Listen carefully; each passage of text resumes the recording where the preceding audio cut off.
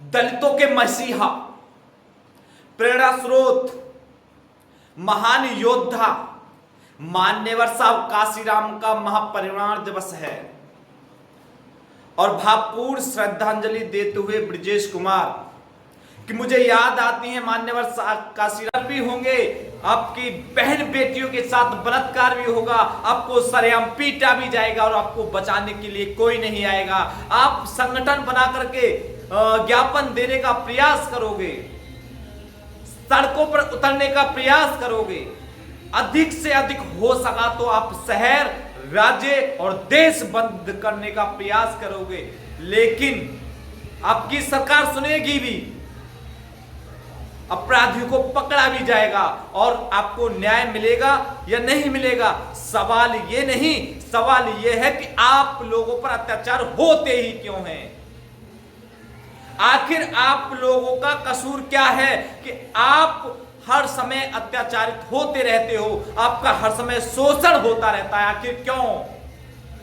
क्या कभी आप लोगों ने सोचने का प्रयास किया है? नहीं किया होगा, क्योंकि आपको इतना वक्त नहीं कि आप किसी अपने भाई, अपनी बहन, अपनी बेटी, अपनी मां, अपने पिता पर अत्याचार होते हुए देख सको। आपके पास इतना समय नहीं है। लेकिन मान्यवर साहब काशीराम कहते हैं कि आप पर अत्याचार होते ही क्यों हैं। आप पर अत्याचार पता है क्यों होते हैं? क्योंकि आपके जो संगठन, जिन संगठनों से आप जुड़ते हो, जिन संगठनों के लिए आप मार खाने के लिए तैयार होते हो, वही चुनाव आते समय चंद पैसों में बीजेपी और कांग्रेस में शामिल हो जाते हैं। वह तो अपना भविष्य बना लेते हैं। आपको क्या मिलता है? बाबा जी का ठुल्लू। और आप हो ही इसी लायक, क्योंकि आप संगठन के साथ जब भी संकल्प लेकर के उनके साथ चलने का प्रयास करते हो, वो लोग आपका गलत फायदा उठाते हैं और आप आवाज नहीं उठा पाते हो। क्यों? क्योंकि आपको डर है कि अगर मैंने आवाज उठाई तो हो सकता है कि कल मेरी बहन, मेरी मां और मेरी बेटी, मेरे पिता, मेरे भाई, किसी के साथ भी अगर गलत व्यवहार होगा तो ये हो सकता है कि मेरा साथ नहीं देंगे। लेकिन ये आपकी सबसे बड़ी भूल है।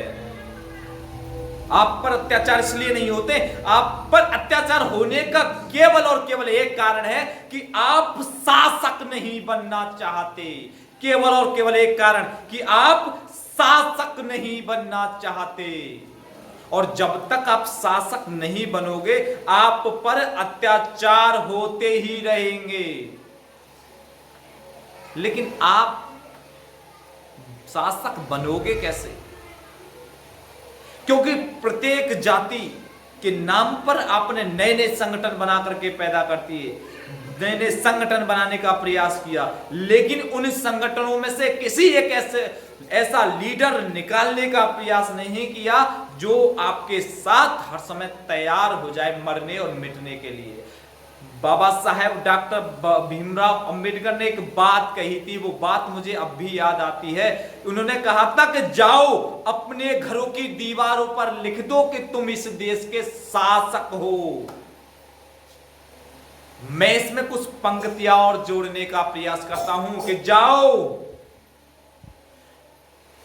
देश की संसद में पहुंच करके मुझे सिद्ध करके दिखाओ कि तुम बाबा साहब के वंशज, उनकी संतानें, उनके अनुयायी हो। जाओ, मैं एक बार रिपीट फिर कर रहा हूं कि जाओ संसद में पहुंच करके अपने अधिकारों के लिए लड़ करके सिद्ध करके दिखाओ कि तुम बाबा साहब की संतानें, बाबा साहब के वंशज और उनके अनुयायी हो। लेकिन आप कर नहीं पाओगे। क्यों? क्योंकि आपको जितनी जलन आपके दुश्मन से होती है, उससे कहीं ज्यादा जलन आपको अपनों से होती है। आप नहीं चाहते कि आपका कोई अपना संसद में जाकर आपके हक अधिकारों के लिए लड़े। आप नहीं चाहते। आप चंद पैसों के लिए अपनी वोटों को बेच दोगे। एक छोटा सा दारू का पौवा, एक छोटी सी दारू की घुट्टी के लिए अपनी वोटों को बेच दोगे। आप एक छोटी सी वस्तु के लिए अपनी वोटों को बेच दोगे। तो आपके साथ न्याय कैसे मिलेगा? आपके साथ न्याय होगा कैसे?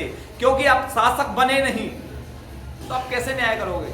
और आप देख ही सकते हो साहब, आपकी सरकार नहीं है, आप दिन प्रतिदिन, दिन रोज, हर घंटे, हर समय देखते होंगे कि हमारी बहन बेटियों के साथ बलात्कार होता है। और जब हम आवाज उठाने के लिए आते हैं, हमारी आवाज को दबाने का प्रयास किया जाता है। उसके विपरीत एक चीज और आपने देखी होगी, पहले जब माननीय स्वर साहब काशीराम थे तो किसी की इतनी हिम्मत नहीं थी कि कोई बलात्कारियों के पक्ष में पंचायत करे, बलात्कारियों के पक्ष में आ जाए। लेकिन साहब आज लोगों की, तुम्हारे दुश्मनों की इतनी हिम्मत हो गई है कि आप बलात्कारियों के पक्ष में भी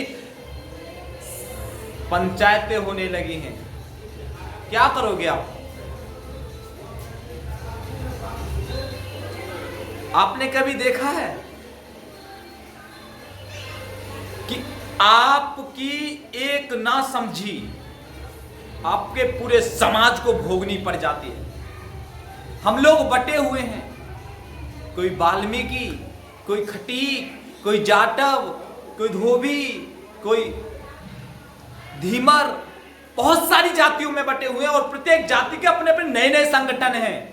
क्या उन संगठनों ने कभी विरोध किया है? क्या कभी किसी बहन की आवाज उठाने का प्रयास किया है? किसी बहन के साथ हो रहे अत्याचार के खिलाफ आवाज उठाने का प्रयास किया है? नहीं किया होगा और नहीं अब कर सकते। अपने हक अधिकार, अपनी बहन बेटियों पर हो रहे अत्याचार के खिलाफ लड़ने का प्रयास करें। शायद हो सकता है कि ये वीडियो तुम लोगों की आंखें खोलने का प्रयास करे। तो मैं आपसे विनती करना चाहता हूं कि ये वीडियो रुकनी नहीं चाहिए। चाहे आप हो, आपका दोस्त हो, आपका मित्र हो, आपका साथी हो, आपका रिलेटिव हो, कोई भी हो या आपका दुश्मन हो, उसके पास भी ये वीडियो भेजने का प्रयास करें, क्योंकि उसे भी पता चलना चाहिए कि हमारी अगर ताकत, अगर हम एक हो गए तो संसार की कोई भी ताकत हमें शासक बनने से नहीं रोक सकती। बहुत बहुत धन्यवाद। जय भीम, जय भारत।